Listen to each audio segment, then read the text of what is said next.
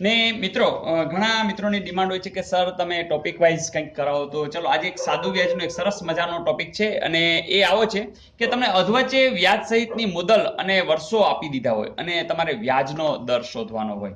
જેમ કે એક ઉદાહરણ પર લીધું કે એક સાદા રકમ છે, એમાં સાદા વ્યાજે એ 3 વર્ષે 320 રૂપિયા થઈ ગયા અને 7 વર્ષે 480 રૂપિયા થઈ ગયા અને પ્રશ્ન એવો છે વ્યાજનો દર શોધો.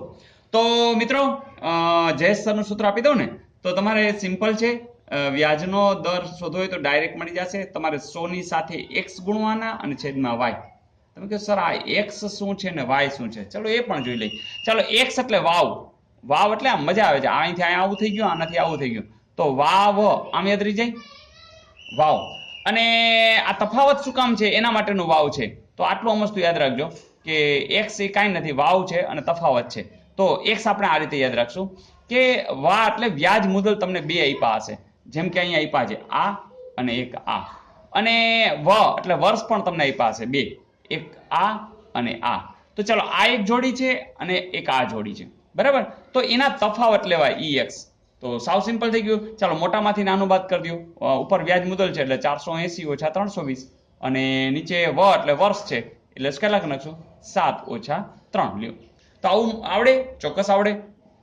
હવે જુઓ જી, આમાં આપણે બાદબાકી કરી 480 માંથી 20 જાય એટલે કેટલા આવશે, જો 160 આવશે. હા, અને આ 7 માંથી 3 એટલે ટોટલ જવાબ આવ્યો 40. તો તમને આ x તો મળી ગયું. હવે આવી y ની વાત. તો આ y કેમ શોધવું? તો y માટેનું એક સૂત્ર યાદ રાખશો કે આપણે એક કોઈ પણ, તમને ચાલો આ ગમે છે કે આ, કોઈ એક નક્કી કરો, કોઈ પણ એક, કાં આ લ્યો ને કાં આ લ્યો. જેમ કે તમે કહેશો મારે આ લેવું છે તોય છૂટ, આ લેવું હોય તો છૂટ. હવે આને આપણે છે ને પેલું વર્ષ છે ને એને n1 કહી દઈએ અને આને p1 કહી દઈએ. તો તમારે શું કરવાનું કે જે p1 છે ને એમાંથી n1 અને આ x ગોઈતો છે, બસ આ પતી ગયું. કોઈ કહે સર અમારે એ નથી લેવું, અમારે આ લેવું છે, તો આને p2 કહેવાય અને આને આપણે n2 કહેવાય. તો એની સાથે x ગુણી નાખો, x તો આપણે ગોતી લીધો છે, બસ તમને આ બે વસ્તુ મળી ગઈ, દાખલો પૂરો થઈ ગયો. જોજે ચાલો p1 નું ગણી લે ને p2 નું, એટલે તમને ખ્યાલ આવી જાય. ચાલો p1 કોકે લીધા કે ભાઈ 320 ઓછા 3 ગુણ્યા કેટલા છે 40.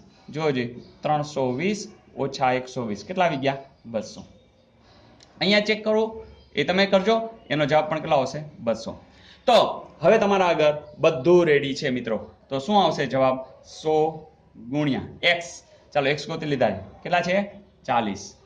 y પણ ગોતી લીધા છે, કેટલા છે 200. ચાલો આગિયો 2 દુ 4 કેટલા આવશે 20% છે જવાબ. જી હા 20%. તો મિત્રો આ બરોબર સમજાણું છે. ફરીથી વ્યાજનો દર શોધવો હોય તો 100x છેદમાં y, અને x એટલે શું વાવ એટલે વ્યાજ મુદલનો તફાવત, નીચે વર્ષનો તફાવત.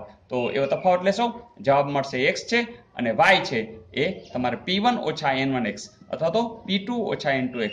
એટલે જો તમે p1 આને કહેતા હશો તો આ n1 થઈ જશે, આ p2 હશે તો આ n2 થઈ જશે, x તો તમે ગોતી લીધું હશે.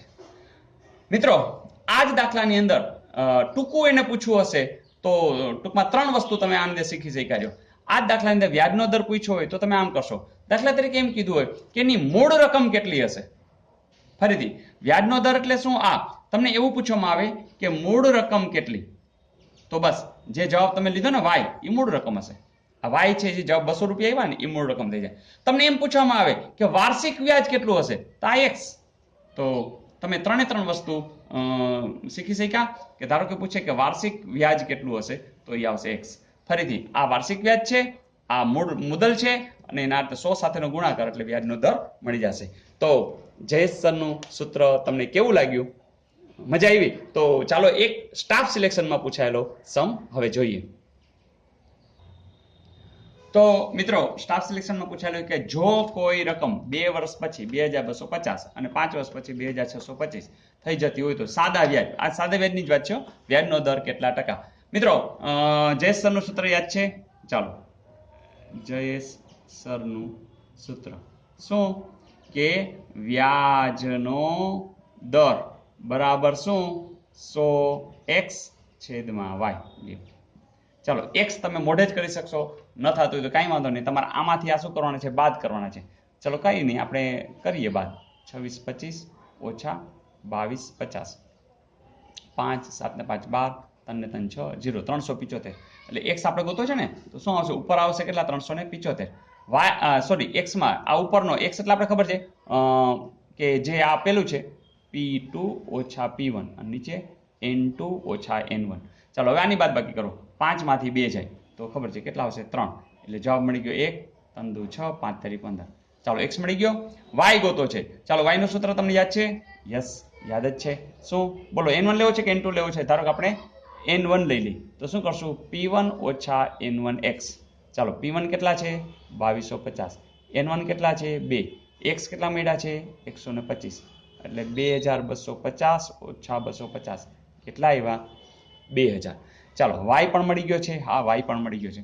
બસ મૂકી દો કિંમત 100 ગુણ્યા 125 છેદમાં 2000. ચાલો આ 2 ગયા, આ 2 ગયા. હવે મિત્રો 125 ના છેદમાં 20 છે. તમે કહો 25 50 અને 4. ચાલો 25 ભાગ્યા 4 6 ચોક 24, 10 4 દુ 8, 5 દુ 10, 6.25 એવો જવાબ હશે જ.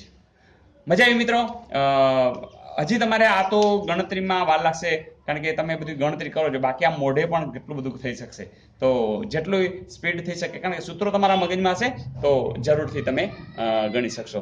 તો આ કહેવાતા હાર્ડ सम्स કહેવાય. હવે દાખલા તરીકે આ દાખલો એને ટૂંકમાં પૂછ્યો હોત, વ્યાજનો દર નો પૂછ્યો હોત, ચાલો એને એમ પૂછ્યું હોત કે મુદલ કેટલું હશે, એટલે શરૂઆત કેટલી થઈ છે, તરત તમે જવાબ આપી દે કેટલા? 2000.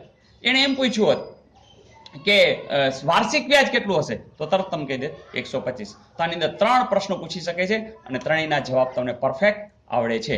આ વ્યાજનો દર પૂછે ત્યારે થોડું આટલી વધારાની ગણતરી કરવી પડે. તો મજા આવી મિત્રો? આ કહેવાતા અઘરા સમ કહેવાય, પણ કહેવાતા એટલે કારણ કે હવે તમારા માટે આ સહેલા થઈ ગયા છે. Okay, all the best.